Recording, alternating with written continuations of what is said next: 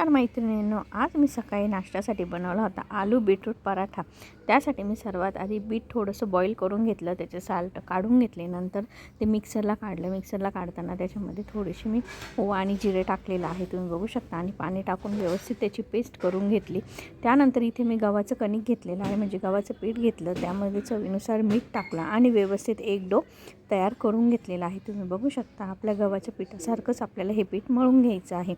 त्यानंतर इकडे बॉईल केलेले बटाटे घेतले, ते मी व्यवस्थित किसून घेतलेले आहे। त्यामध्ये हिरवी मिरची, ओरिगॅनो, चिली फ्लेक्स, कोथिंबीर आणि धण्याची पावडर, जिरे आणि चाट मसाला असं सगळं मी त्याच्यामध्ये टाकून घेतलेलं आहे, तुम्ही बघू शकता, आणि मिक्स करून घेतलं मीठ टाकून। अर्धं मी थोडं बाजूला काढून ठेवलं आणि अर्ध्या ह्याच्यामध्ये मी चीज किसून घेतलेलं आहे।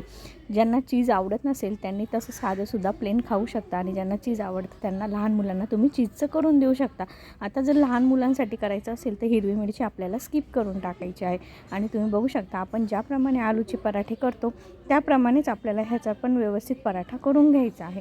तुम्ही बघू शकता, मी आलू पराठाप्रमाणेच करून घेतलेला आहे। फक्त एवढंच आहे की ह्याच्यामध्ये बीट वापरलेलं आहे, आणि असं खरपूस दोन्ही बाजूला बटर लावून आपल्याला भाजून घ्यायचा आहे। पराठा लागायला खूप छान टेस्टी लागतो आणि खूप पौष्टिक पण आहे।